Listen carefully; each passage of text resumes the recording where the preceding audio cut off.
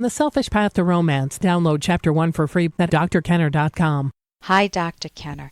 I'm 17 years old and 5 months pregnant. 17 years old and 5 months pregnant. I've been with this guy, Gus, for a year now. But I love him so much that I can't leave, and I want the baby to have a father. In the past, Gus has choked me and hit me.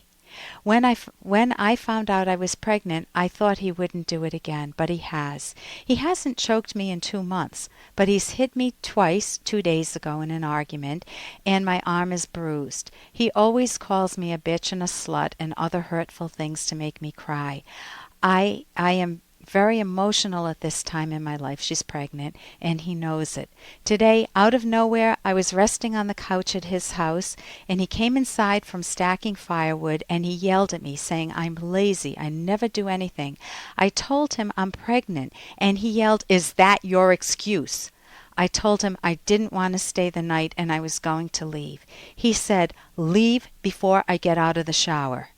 I called my mom to come take me home. She saw me crying in the cold at the end of his driveway when she picked me up and told me it was wrong of him to treat me this way all the time, and I need to leave him and not answer his calls.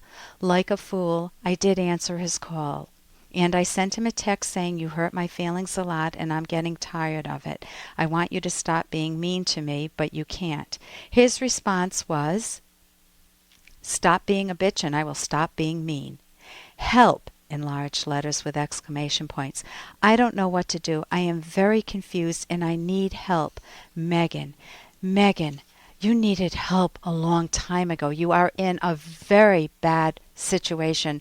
Not only are you pregnant at such a young age, where were your parents? But you're living with a guy for over a year who's been abusive and who has gone so far not just to call you names and insult you and to call you lazy, but to choke you? To choke you?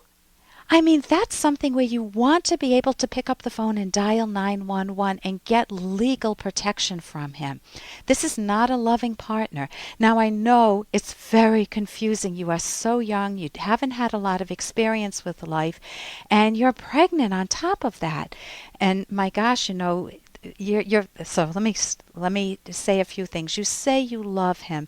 You need to really get some therapy to work on that, because genuine love, Megan, is... Hey, I got to interrupt this because we've got to pay some bills. 30 seconds, that's it. A very quick ad, and then Ellen will be back.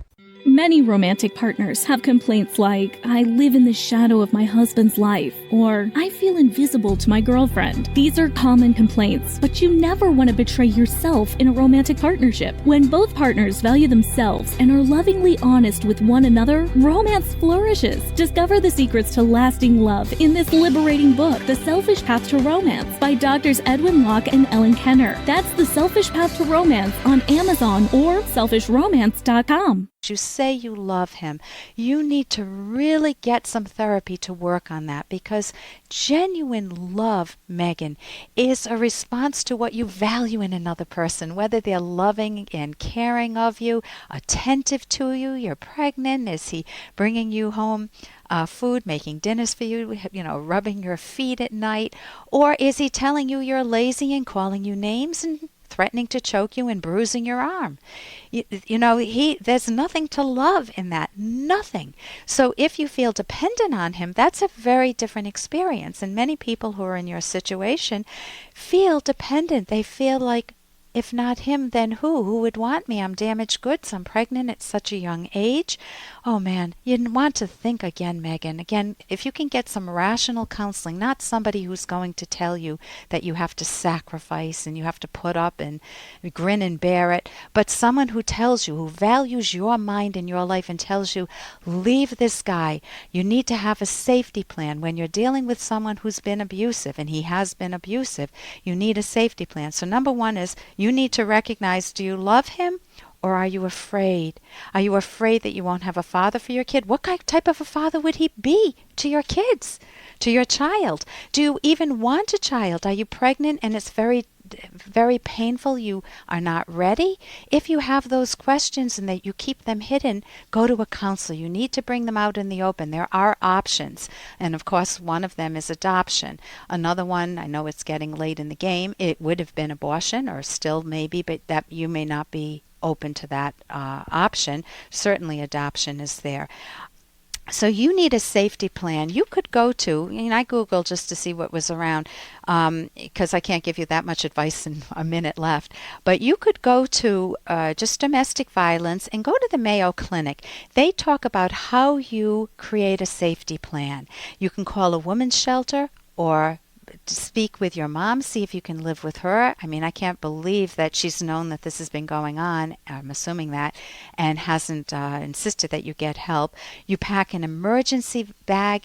You need to know where to go, when to leave. Do you have to leave in the middle of the night? You have to make sure he doesn't have access to your cell phones or your computers, so use your computers cautiously. If he sees domestic violence on there, he may become more violent. You can talk with your doctor if you're with an OBGYN and a gynecologist and an obstetrician. Speak to them right away. Tell them what type of situation you're in. You can get counseling. You may need to get legal protection or restraining advice. So safety comes first. And your happiness comes first, your mind comes first, and you are right to seek help, and I encourage you to get some therapy for yourself, Megan. For more Dr. Kenner podcast, go to drkenner.com and please listen to this ad. Here's an excerpt from The Selfish Path to Romance, the Serious Romance Guidebook by clinical psychologist Dr. Ellen Kenner and Dr. Edwin Locke. You do not need to personally value everything that your partner or spouse values in order to encourage action. For example, he might enjoy watching action movies and playing golf, and she might enjoy reading mystery novels and hiking.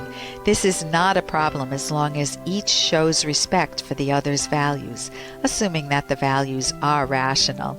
Of course, if you have no values in common, the question arises, why are you partners at all?